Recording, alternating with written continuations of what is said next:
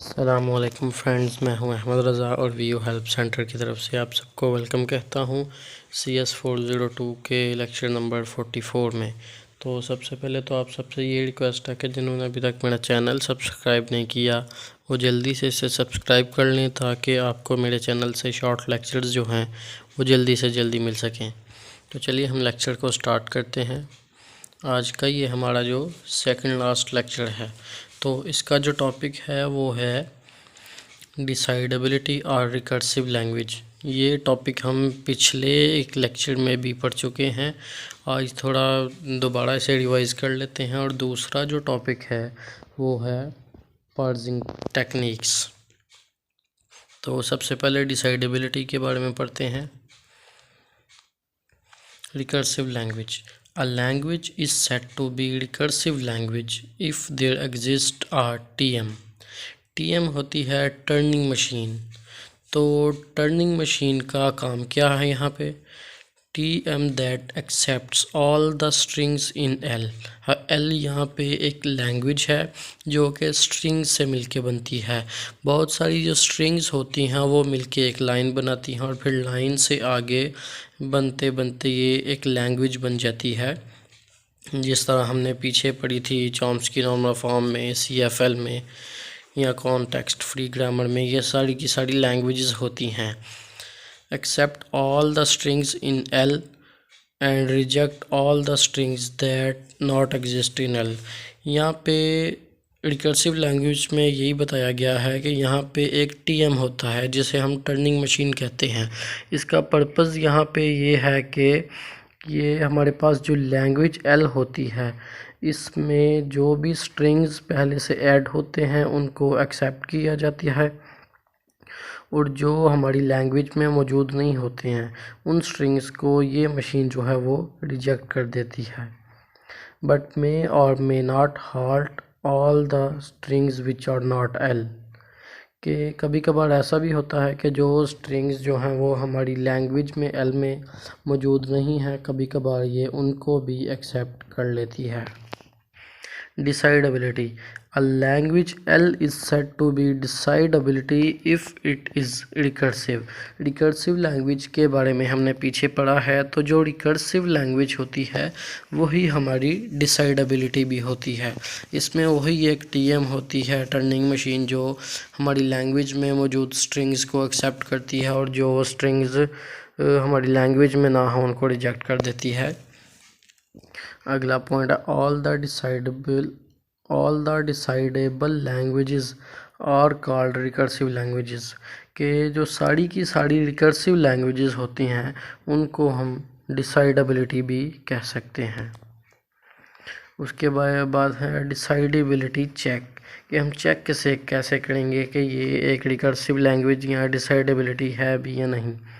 तो सबसे पहले तो मेंबरशिप ऑफ ए लैंग्वेज, कि जो भी स्ट्रिंग हमें दी जाएगी सबसे पहले तो टर्निंग मशीन उसमें यही चेक करेगी कि ये जो मेरे पास स्ट्रिंग आ रही है वो मेरी लैंग्वेज का मेंबर है या नहीं। अगर मेंबर होगा तो ही वो टर्निंग मशीन उस स्ट्रिंग को एक्सेप्ट करेगी, वरना वो रिजेक्ट कर देगी।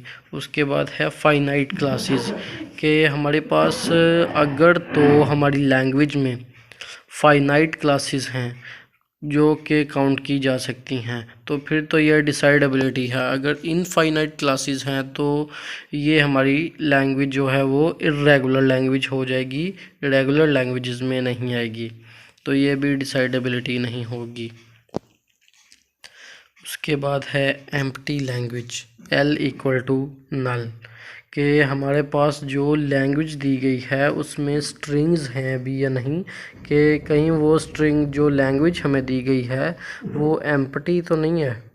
उसके बाद है इक्वलिटी प्रोग्राम, कि अगर हमें दो लैंग्वेजेस दी गई हैं L1 और L2 और उनमें हमने कंपैरिजन करना है कि ये एक दूसरे के इक्वल हैं या नहीं, तो ये हम चेक करेंगे। अगर तो इक्वल हैं तो फिर तो ये डिसाइडेबिलिटी चेक में आ जाएगा, टर्निंग मशीन इसे एक्सेप्ट कर लेगी।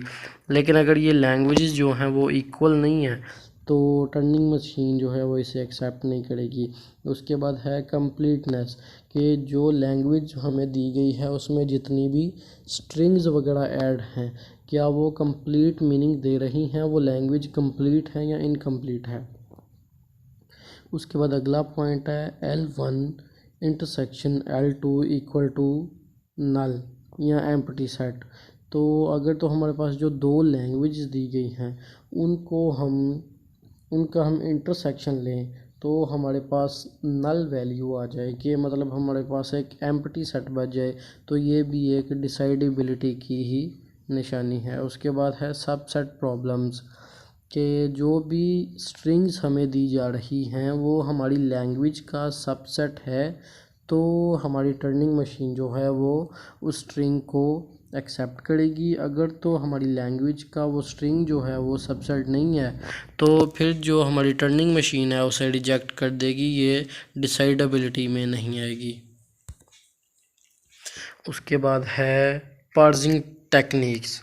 तो पार्सिंग होता क्या है, the process of finding the derivation हमने पिछले लेक्चर्स में भी, एक लेक्चर में आपको मैंने बताया था कि एक लेफ़्ट मोस्ट डेरिवेशन होता है, एक राइट मोस्ट डेरिवेशन होता है। और लेफ़्ट मोस्ट डेरिवेशन की तो मैंने आपको एग्जांपल भी एक ट्री बना के आपको समझाई थी, और राइट मोस्ट डेरिवेशन का भी आपको आइडिया दे दिया था। अगर आपको नहीं पता तो आप वो लेक्चर जो है वो दोबारा सुन सकते हैं। तो ये पार्सिंग है the process of finding the derivation of word generated by particular grammar is called parsing. कि जो भी हमारे पास एक ख़ास ग्रामर दी गई है उससे जो भी वर्ड है जनरेट किया गया है उसकी हमने डेरिवेशन करनी है। कि जैसे हमारे पास कोई भी लैंग्वेज है, जैसे CFL है या कॉन्टेक्स्ट फ्री ग्रामर है, तो इससे हमें जो जनरेटेड वर्ड मिलता है उसकी हमने डेरिवेशन करनी होती है। और डेरिवेशन वो ऊपर हमें लाजमी बताएगा क्वेश्चन में कि लेफ़्ट मोस्ट डेरिवेशन करनी है या राइट मोस्ट डेरिवेशन करनी है। तो ये दो डेरिवेशन हैं उस स्ट्रिंग की जो वर्ड हमारे पास एक ग्रामर की तरफ से जनरेटेड है, उसकी जब हम डेरिवेशन को फाइंड करेंगे तो इस प्रोसेस को हम पार्सिंग टेक्निक कहते हैं।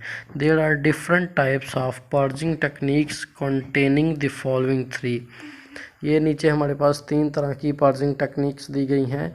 इनमें सबसे पहले तो है टॉप डाउन पार्सिंग, उसके बाद है बॉटम अप पार्सिंग, उसके बाद एंड पे है parsing technique for particular grammar for arithmetic expression. फ़िलहाल तो आप इन तीनों के नाम ही याद रखें और पार्सिंग टेक्निक की डेफिनेशन को अच्छी तरह से याद कर लें। और अगले लेक्चर में अगर तो नोट्स के हिसाब से इनको डिफ़ाइन किया गया तो मैं भी अगले लेक्चर में इंशाल्लाह इनको डिफ़ाइन करके आपको बता दूंगा। अगले लेक्चर तक मुझे इजाज़त दीजिए, अपना ख्याल रखिए, अल्लाह हाफ़िज़।